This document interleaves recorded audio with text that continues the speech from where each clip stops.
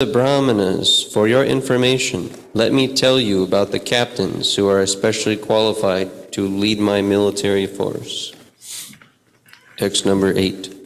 Bhavan Bhimascha Karnascha Kripascha Samikyajayah Ashvatthama Vikarnascha Somadattastataivacha. Translation. There are personalities like yourself, Bhishma, Karna, Kripa, Ashvatthama, Vikarna, and the son of Somadatta called Bharishrava, who are always victorious in battle. Text number 9.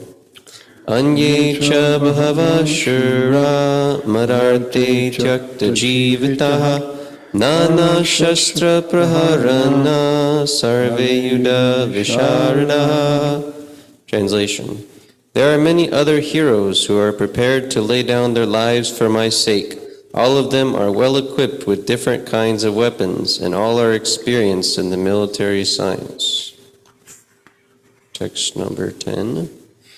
Aparyaptam tadasmakam balam bhishma virakshitam paryaptam tvidametesham balam bhimar virakshitam. Translation. Our strength is immeasurable, and we are perfectly protected by Grandfather Bhishma, whereas the strength of the Pandavas, carefully protected by Bhima, is limited. Text 11. Ayanyeshu cha sarveshu yata bhagam avastitaha Bhishmam eva bhirakshantu bhavanta sarva evahi. Translation. Now all of you must give full support to Grandfather Bhishma, standing at your respective strategic points in the phalanx of the army. Text 12. Tasya sanjayan harsham kuru vrida pitamaha singhaladam vinachochai shankham dadmo pratapavan. Translation. Then Bhishma, the great valiant grandsire of the Kuru dynasty, the grandfather of the fighters, blew his conch shell very loudly like the sound of a lion, giving Duryodhana joy. Text 13. Tata shankascha biryascha panavanaka gomukaha sahasaiva bhiyanta sashabdashtu bhavat. Translation. After that, the conch shells, bugles, trumpets, drums, and horns were all suddenly sounded, and the combined sound was tumultuous. Text 14. Tata shvaiter haryaryukte mahati syadane stito madhava pandavaschaiva divyo shako pradudmatu. Translation. On the other side, both Lord Krishna and Arjuna, stationed on a great chariot drawn by white horses, sounded their transcendental conch shells. Text 15. Panchajanyam Rishikesho Devadattam Dhananjaya Ondram Dadmo Mahashankam Bhima Karma Vikrodharaha. Translation. Then Lord Krishna blew his conch shell, Panchajanya. Arjuna blew his, the Devadatta, and Bhima, the voracious eater and performer of Herculean tasks, blew his terrific conch shell called Ponda. Okay, we did one more than we were supposed to. So back to text number 4. Here in this army, there are many heroic bowmen equal in fighting to Bhima and Arjuna. There are also great fighters like Udana, Virata, and Drupada. Purport. Even though Drishtadyumna was not a very important obstacle in the face of Dronacharya's very great power in the military art, there were many others who were the cause of fear. They are mentioned by Duryodhana as great stumbling blocks on the path of victory, because each and every one of them was as formidable as Bhima and Arjuna. He knew the strength of Bhima and Arjuna, and thus he compared the others with them. Text number 5. There are also great heroic powerful fighters like Drishtaketu, Chaitanya, Kashiraja, Prujit, Kuntibhoja, and Shaibya. There are the mighty Yudamanyu, the very powerful Uttamoja, the son of Subhadra and the sons of Draupadi. All these warriors are great chariot fighters. O best of the Brahmanas, for your information, let me tell you about the captains who are especially qualified to lead my military force. There are personalities like yourself, Bhishma, Karna, Kripa, Ashvatthama, Vikarna, and the son of Somadatta, called Bhurishrava, who are always victorious in battle. Purport. Duryodhana mentioned the exceptional heroes in the battle, all of whom are ever victorious. Vikarna is the brother of Duryodhana. Ashvatthama is the son of Dronacharya, and Somadatti, or Bhurishrava, is the son of the king of the Bahalikas. Karna is the half-brother of Arjuna, as he was born of Kunti before her marriage with King Pandu. Kripacharya married the twin sister of Dronacharya. Text 9. There are many other heroes who are prepared to lay down their lives for my sake. All of them are well equipped with different kinds of weapons, and all are experienced in military science. Purport. As far as the others are concerned, like Jayadratha, Kritavarma, Shalya, etc., all are determined to lay down their lives for Duryodhana's sake. In other words, it is already concluded that all of them would die in the battle of Kurukshetra for joining the party of the sinful Duryodhana. Duryodhana was, of course, confident of his victory on account of the above-mentioned combined strength of his friends. Text 10. Our strength is immeasurable, and we are perfectly protected by grandfather Bhishma, whereas the strength of the Pandavas, carefully protected by Bhima, is limited. Purport. Herein, an estimation of comparative strength is made by Duryodhana. He thinks that the strength of his armed forces is immeasurable, being specifically protected by the most experienced general, grandfather Bhishma.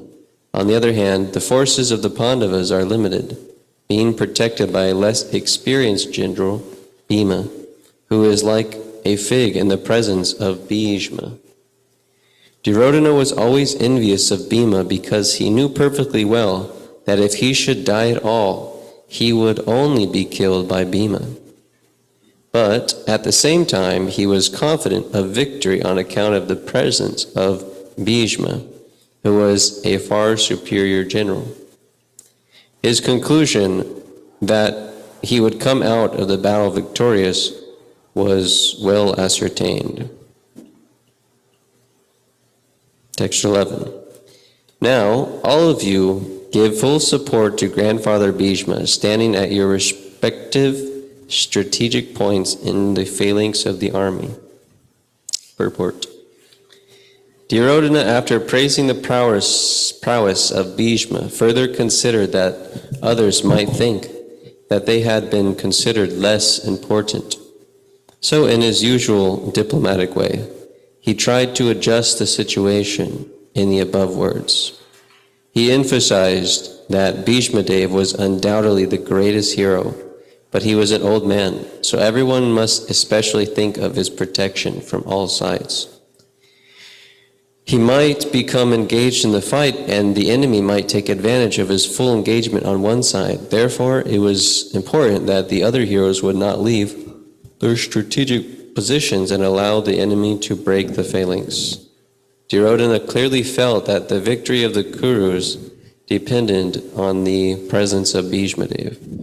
He was confident of the full support of Bhishma Dev and Dronacharya in the battle because he knew well that they did not even speak a word when Arjuna's wife Draupadi in her helpless condition had appealed to them for justice, while she was being forced to strip naked in the presence of all the great generals in the assembly. Although he knew that the two generals had some sort of affection for the Pandavas, he hoped that all such affection would now be completely given up by them, as was customary during the gambling performances.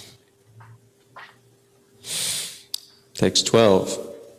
Then Bhishma, the great valiant grandsire of the Kuru dynasty, the grandfather of the fighters, blew his conch shell very loudly like the sound of a lion given Duryodhana joy. Purport. The grandsire of the Kuru dynasty could understand the inner meaning of the heart of his grandson Duryodhana. And out of his natural compassion for him, he tried to cheer him by blowing his conch shell very loudly, befitting his position as a lion. Indirectly, by the symbolism of the conch shell, he informed his depressed grandson Duryodhana that he had no chance of victory in the battle, because the Supreme Lord Krishna was on the other side. But still, it was his duty to conduct the fight, and no pains would be spared in that connection. Text 13. After that, the conch shells, bugles, trumpets, drums, and horns were all suddenly sounded, and the combined sound was tumultuous. Text 14. On the other side, both Lord Krishna and Arjuna, stationed on a great chariot drawn by white horses, sounded their transcendental conch shells. Purport. In contrast with the conch shell blown by Bhishma Dev, the conch shells in the hands of Krishna and Arjuna are described as transcendental. The sounding of the transcendental conch shells indicated that there was no hope of victory for the other side, because Krishna was on the side of the Pandavas. Jayastu Panduputranam Yesham Pakshe Janardanaha. Victory is always with persons like the sons of Pandu, because Lord Krishna is associated with them. And whenever and wherever the Lord is present, the goddess of fortune is also there, because the goddess of fortune never lives alone without her husband. Therefore, victory and fortune were awaiting Arjuna, as indicated by the transcendental sound produced by the conch shell of Vishnu or Lord Krishna. Besides that, the chariot on which both the friends were seated was donated by Agni, the fire god, to Arjuna, and this indicated that this chariot was capable of conquering all sides, wherever it was drawn over the three worlds.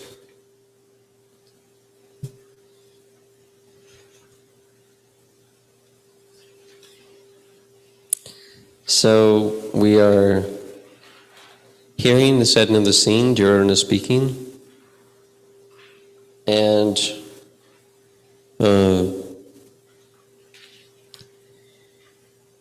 then we're hearing about the conch shell, which was blown by Bhishma, Dev, and then Lord Krishna. So there's a lot of history behind these personalities which are mentioned, which are mentioned in the Mahabharata, and some of them in great detail about various of these other fighters and warriors. Essentially, Bhishma, as long as Bhishma Dev and Dronacharya were alive on the side of Duryodhana, the Pandavas could not defeat them. Of course, Krishna was there, but in the estimation of the battle of skilled warriors, as long as they were on the other side and fighting, then they could not win. So, I believe it was Yudhishthira actually asked both of them how to defeat them, because they knew Bhishma Dev was the most powerful warrior, and he couldn't die unless he willed to die. So that was unstoppable, basically. And Dronacharya was unstoppable as well. Of course, he was the guru of the Kurus and the Pandavas, though he knew all of the secrets of the military science. So, such powerful warriors. They even had 11 Akshahinis, 11 Akshahinis, which is a certain number of soldiers, chariots, elephants, etc. And the Pandavas had 7. So that's quite a big difference. But even with all that material estimation, the one thing that the Kurus did not have on the side of their battlefield was Krishna. And only those that were devotees of Krishna could understand that it was hopeless. When Krishna was not on if Krishna is not on your side, it's hopeless. So Bhishma Dev knew that. So did Dronacharya. Even sometimes the others knew as well. Like sometimes these other personalities had some revelation, momentary revelation, that there's no way they can win against Krishna. He's the Supreme Lord. Even Duryodhana had some epiphany at times, but because their demoniac quality or their demoniac mentality is so strong, they can't sustain that revelation. And they go back to trying to become lords of the material world. But we see just how it doesn't work. Like in this battle, without Krishna, you can have the greatest warriors, the most powerful personalities, most unconquerable army, the biggest army, and still, if you're engaged in sin and forgetful of Krishna, then you can't actually win, ultimately. They may have seemed to have won in these little battles that they had, right? Like when they exiled the Pandavas in this gambling match, they seem to have won. For 11 to 12, 13 years, the Pandavas were exiled. Then they had to spend 1 year incognito, and then if they were found, then they had to be exiled again. So, no matter what plans the Kurus came up with, headed by Duryodhana, to defeat the Pandavas,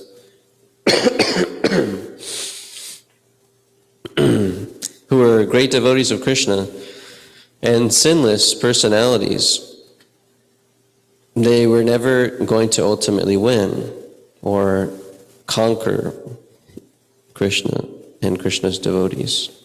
Ultimately, they will be conquered. But in sometimes it may seem like, oh, I'm winning. Like sometimes we may think that if Krishna wants the devotees to be protected and to rule the world,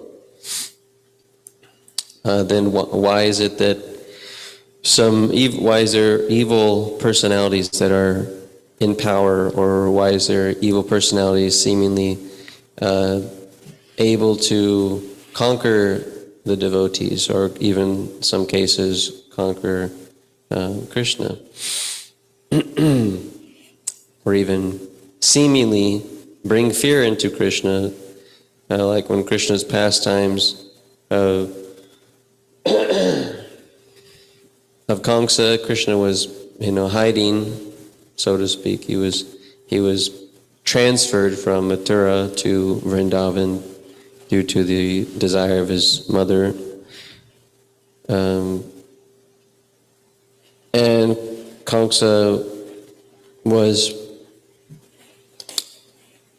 having so many atrocities. He was conspiring to do so much atrocity. But ultimately Krishna, his demise came by the hand of Krishna. So you could say, okay, Krishna was, one might think, oh, Krishna was afraid of Kamsa, but actually he was enhancing the Leela of his Leelas by leaving Vrindavan and following the instructions of his mother and staying incognito in Vrindavan. But ultimately he met with his demise. So even if one is an atheist and they do not believe in Krishna, or they do not think about Krishna or focus on him, or they defy the existence of God, Krishna doesn't necessarily personally have to come and kill them, but through his energies, like death, the atheist meets Krishna in the form of death. So one cannot conquer this Krishna or his energies without surrendering to Krishna. Which is explained, Daivihesha guna mayi mama maya dharatya maya mam evaye prapadyante mayam edam dharantite. That this divine energy of mine is very difficult to overcome, but those who have surrendered to me can easily cross beyond it. So when one is surrendered to Krishna, then they become unconquerable. They can even conquer the unconquerable Krishna by their love, which is very amazing. So the Pandavas went through so much tribulation by the hands of these evil personalities, but even though they seemingly were losing, they were always winning, because ultimately it was Krishna's plan to save them and to install Maharaj Yudhisthira as the emperor of the world. So we may see that there's so much corruption today in this age of Kali, which is the characteristic of the age. And Shastra explains that Krishna wants his devotee to rule the world. So how do we understand this? Well, the plan of Kali Yuga is to degrade the qualities of life, where religion is practically extinct, but Krishna comes at our particular point in time in history, comes as Lord Chaitanya to enact the golden age where religion Dharma will prosper even in this age of darkness. So we are only little over 500 years into the golden age, and so there's still quite a long time, which is exciting. But we can't expect that there'll be Krishna conscious rulers right here and now. But Krishna has a plan, and Lord Chaitanya has a plan. So the Shastra explains, so it will actually, the golden age will be fully, manifesting in all sorts of amazing ways as we continue spreading this movement. Well, we don't have to do it, it's going to happen, but we can take some credit for it by being instruments.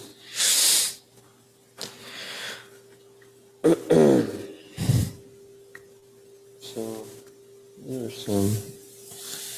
some points. Any comments or questions? Yes, Jai Keshava, Prabhu.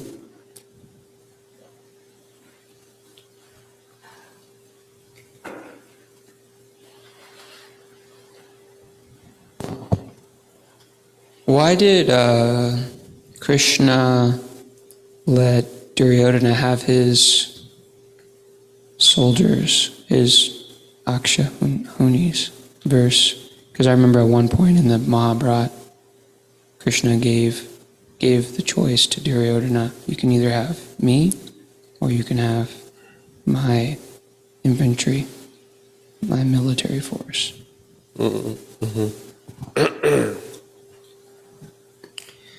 I don't remember the exact reasoning, which was explained then. But we can see the effect of it was that he made a statement, because Krishna himself said, I'm not going to fight, but you can have me on your side. And one, from a material point of view, what's the point of that, right? So Duryodhana was thinking, having Krishna, he's not going to fight. Why would I have him? So let me get all of his soldiers. But the point was that if Krishna is not on your side, then you're going to lose in this case. So, of course, he knew that he was going to choose his soldiers, but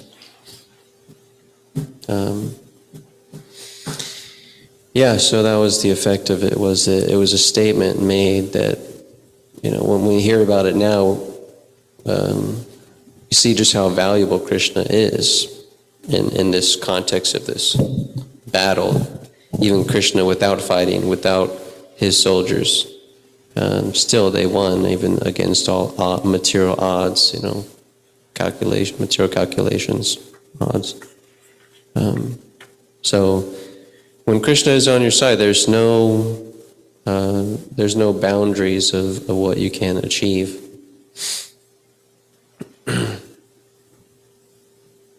So I don't remember the specific, reasoning that was explained in the Mahabharata at that time. Yes, Magadari Prabhu?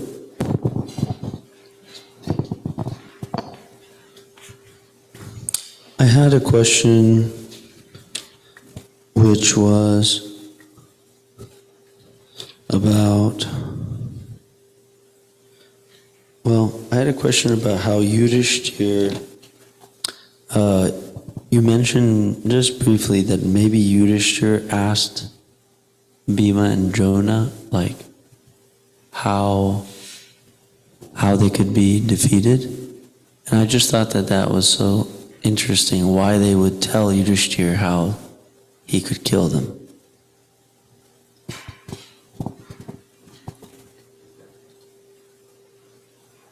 And maybe you could explain how.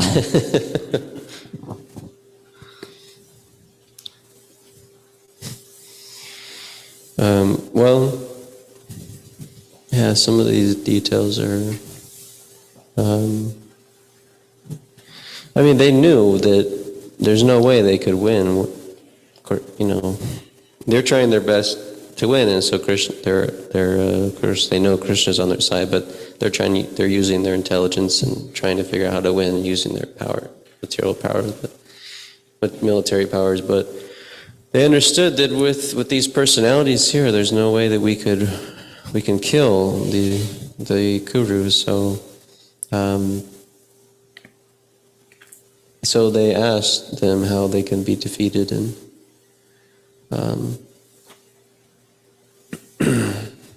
this was, yes, Maharaj? Well, they asked because they were favorable to the Pandavas. They knew the Pandavas were virtuous. They knew that Duryodhana was completely treacherous and a very poor character. They knew that.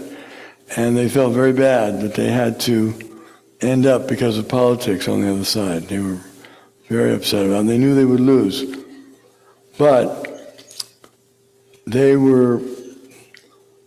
felt it was their duty to fight to their best capacity. And in that regard, they were unconquerable.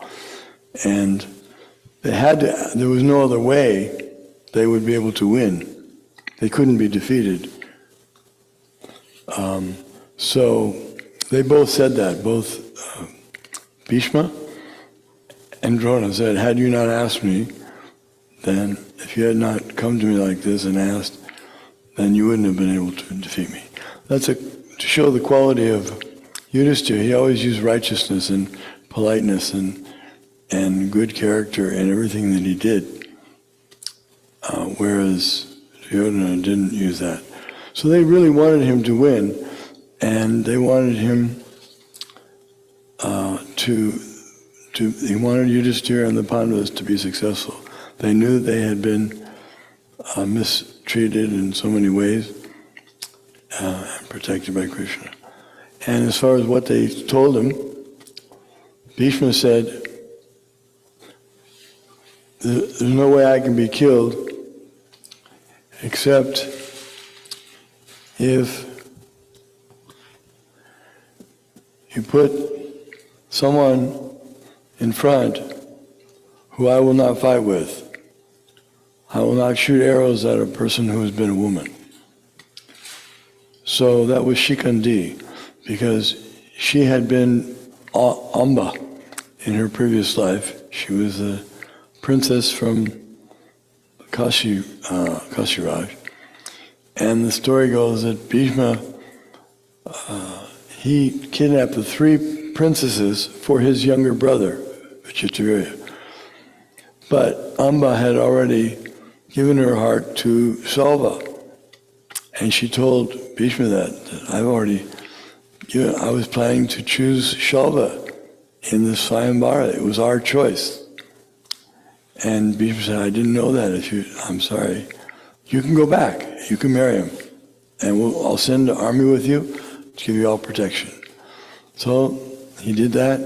She went back, and Shalva said, no, you went with him, so I'm not going to marry you.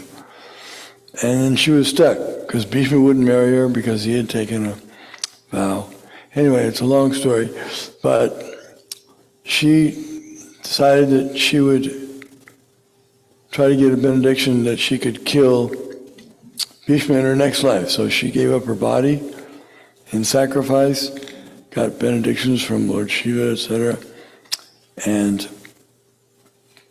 then, so she was born as Shikandi, actually Shikandini first, a woman, and she became a man by some mercy of Shiva again. But Bhishma knew that. He knew her past, he knew that she was Amba before, and so he wouldn't fight with a woman. His principles were so strict, he would never fight with a woman, or someone who was formerly a woman, even. So he said, put him in the front, and Arjuna stays behind him, and he shoots me, and I won't even look at Shikandi, so I have a clear shot. So that's what happened. And with Drona, he told Yudhisthira that I cannot be killed if I have my weapons, if I'm fighting. It's not possible. He was a Brahmin, so they were all Kshatriyas. There were really no challenge for him. The Brahminical power was far greater than the Kshatriya power. So he could not be defeated. But he said, if I put down my weapons, because if I hear some very unbecoming news, some very disheartening news, and if I put down my weapons and become discouraged on the battlefield, then I can be killed. So that's why Krishna told Yudhisthira to declare that Ashvatthama had been slain. And so he did that. And when Drona heard that Ashvatthama, his beloved son, had been slain, he put down his weapons and began to meditate and do prayers and things. He just didn't want to fight anymore. And that's when they took advantage of that. And that's why he was killed.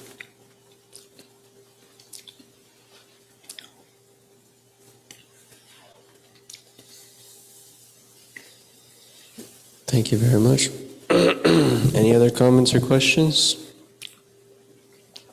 Yes, Magaduri? My other question was on something that you had elaborated, that Lord Chaitanya has come to enact a golden age, and he has his plan, and you we were speaking about how sometimes it looks like we're losing or something, but we don't see the full plan. And I've always been curious, and I haven't been able to remember where the golden age is described, and what are the symptoms.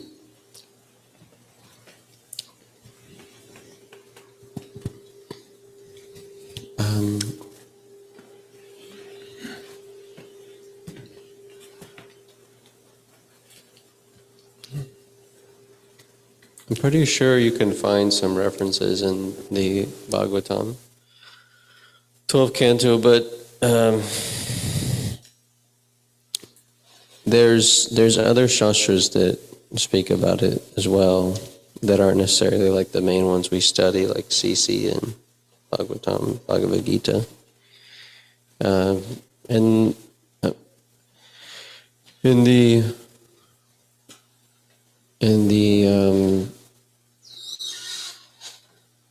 Vedic paradigm, where there's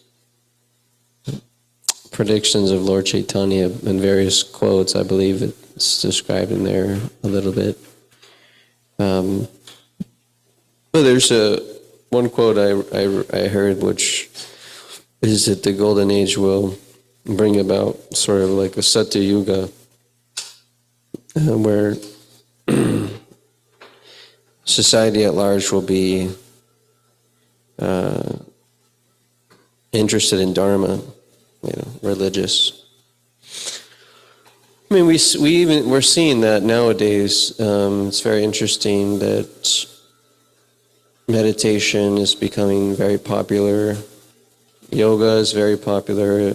If you're distributing, some of our book distributors understand this, that if you just set up at a college with a sign, yoga meditation, people just come up to it. So, and even certain commercials you may see, or ads, like I remember there's I think Farmers Insurance, they have like people doing meditation and yoga in some of their commercials. What does that mean? That means that they're marketing to people's interest, and there's a big enough percentage of people that are interested in those activities, so they're portraying them. And then you even have, like I've seen on even have celebrities into meditation. There's certain like football celebrities, when they're doing their like touchdown dance, to go in like a meditation pose for the camera. So like this, it's becoming very widespread. And then you have, of course, plant-based diets becoming very popular. So these things are good. They're helpful for spiritual consciousness of society at large. Of course, we understand that to really make this atmosphere spiritually surcharged, then one has to perform devotional service to Krishna. But we see right now there's these trends are happening alongside the degradation of the age. These trends are also making an appearance, and even things like even things like sobriety is somewhat valued as a good thing, and abstinence is, of course, it's not it's not like most people practice it, but it's becoming more valued as something which is good to do. Now they have different ways in which different like trends of months to not engage in sexual activity, and it's sort of a widespread thing. So there's these trends which are occurring, and these are all nice, at least the ones that are more favorable for devotional service. And so the Golden Age is it's here. It's just at the very beginning stages, 500 years or so. Yes, Prabhu?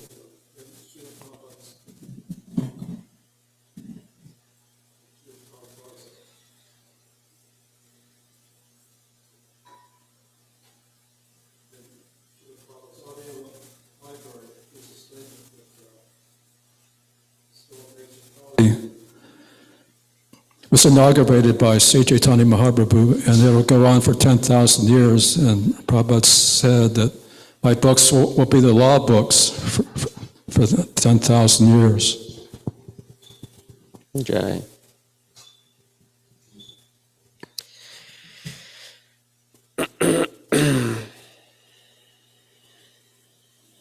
How long ago was Jesus here? 2,000 years. Yeah, just see, like, it's evident. Just see Jesus' teachings have lasted that long, and of course you could say how pure are they. But nonetheless, the person is still famous, and so Srila Prabhupada is going to be famous for the next 10,000 years, right? So, and this is one thing I think about often these days, because you could think about ISKCON and think how much lack of resources there are for cow protection and just like, temples and temple communities and education and, eco projects and social issues and so many things, right? You could think how much lack of resources there are. But if you think about it, ISKCON's only been around for 50 years or so. And then you think about ISKCON North America, and you think about, okay, it's only been around for this many years, and then, more or less, like just more recent times, there's been a lot of initiatives from various fields developing. So it's exciting. It's exciting to and one is and I'm hopeful that over the years ISKCON will grow and become more organized. More resources will be available, more opportunities for involvement in this Krishna consciousness movement, more clear understanding of various issues will be more clear. So, it's exciting. But of course, we're still in pioneering years of ISKCON and Krishna consciousness being spread. I mean, it's so pioneering that you can just walk across the street and just approach a door or a neighbor and, have you heard of Hare Krishna? No? Okay. They don't know about it. There's so many people that don't know about ISKCON or Hare Krishna. So much of a pioneering, time we have upon us. So it's exciting, and it's also challenging, because that means that we have to deal with not having so many resources available, but at the same time, there's so much opportunity for sharing Krishna consciousness and becoming Krishna conscious. So you think about the early days, there was a lot less resources available, and devotees were doing so many austerities to spread Krishna consciousness and to stay Krishna conscious, and it's glorious. And now we have a little more facility, we have a little more resources, and so we'll try our best to be Krishna conscious and spread Krishna consciousness and improve ISKCON and its organization. But there's a long way to go till we're organized and able to influence society at large in a big way. There's a long way to go. We see it's happening to some degree in India. Of course, it's expected because it's in Bharatvarsha. But there's a lot of organization in India, a lot of devotees, a lot of very highly qualified devotees, and they're having some influence over leaders in India and in the general population. But yeah, we're in America. It's a lot different. It's a lot different. So there's a lot to do, a lot to improve on in this regard. So we just have to continue trying to bring people to Krishna consciousness, and Lord Chaitanya will work through us, and then some will come along and be able to do bigger things, spread Krishna consciousness to more and more people, etc., etc. So, thank you very much. Srimad Bhagavad Gita ki jai, Srila Prabhupada ki jai, Gaur Premanande Hari Hari Bol.